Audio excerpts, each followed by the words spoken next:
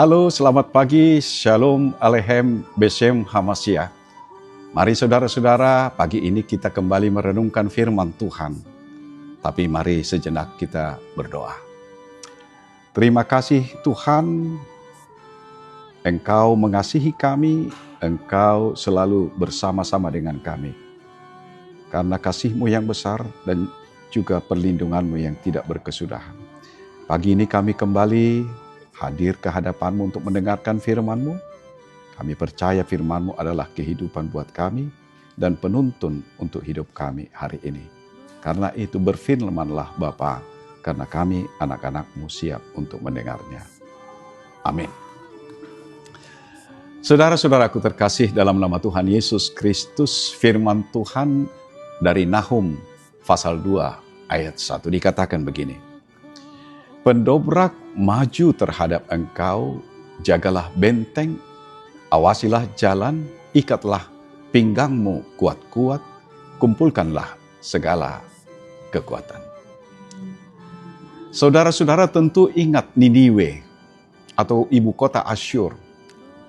Kalau saudara ingat, maka tentu juga saudara ingat Nabi Yunus yang pernah disuruh Allah memperingatkan orang Niniwe untuk bertobat dari dosanya. Tapi ketika itu karena rasa takutnya, Nabi Yunus malah meninggalkan Tuhan. Dia menolak suruhan Tuhan itu. Lalu ia melarikan diri sehingga di tengah laut dia ditelan ikan. Tapi meskipun 3 hari dia tetap hidup di perut ikan itu dan kemudian dimuntahkan, karena Allah memang setia dengan janjinya, setia dengan perintahnya.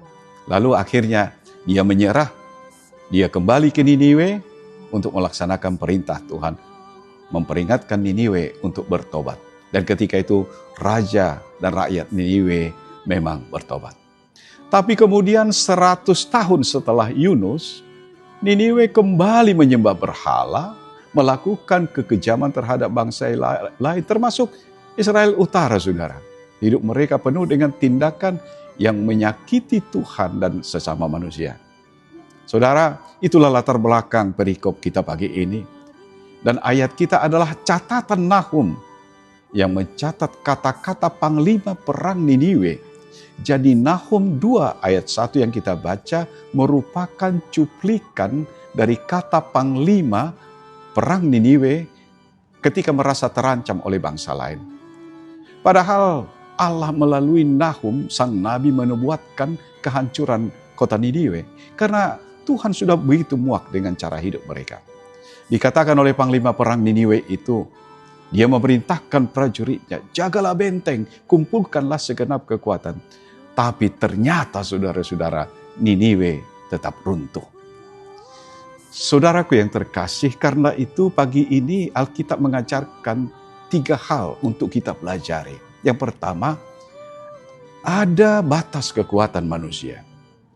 Niniwe punya tembok yang paling tebal, tentara paling kuat di zamannya. Tapi kalau Tuhan sudah bilang cukup, semua benteng itu menjadi percuma. Kita juga seperti itu. Karir, uang, relasi, kesehatan, semua bisa jadi benteng yang kita andalkan. Bagus buat dijaga, tapi jangan taruh rasa amanmu 100% di situ. Yang kedua, dosa yang ditunda, hukumannya pasti datang. Tuhan sabar sama Niniwe 100 tahun sejak zaman Nabi Yunus, tapi kesabarannya bukan berarti Tuhan lupa. Tuhan lupa, saudara. Pesan Tuhan pagi ini, saudara-saudara, peringatan itu adalah alarm terakhir. Hal yang kita anggap nanti saja tobatnya, ternyata ada waktunya dan batasnya, ada limit. Menunggu bertobat dengan berbagai alasan tidak diharapkan oleh Tuhan Yesus. Kapan saudara bertobat? Jawabnya sekarang juga.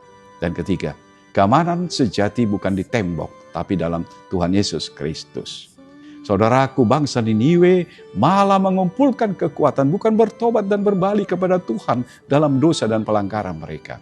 Saudara, kita bisa memperkuat pinggang melalui pekerjaan, melalui kuliah kita, melalui seluruh aktivitas kita, melalui masalah-masalah hidup kita. Silakan, tapi sambil terus jaga hati dekat Tuhan. Karena dia satu-satunya benteng yang gak bakal jebol. Renungan kita, saudara diminta firman Tuhan untuk jujur menyelidiki benteng apa yang paling saudara andalkan pada minggu ini. Bagaimana cara hari ini saudara mengumpulkan kekuatan tapi tetap dengan beriman, tetap memohon bimbingan Tuhan di pusat pergumulan saudara. Mari saudaraku, pastikan hari ini saudara berkata pada diri saudara bahwa keamananmu, masa depanmu tidaklah dijamin oleh tembok-tembok yang kokoh seperti milik Niniwe, melainkan di dalam Tuhan Yesus Kristus, Juru Selamat kita.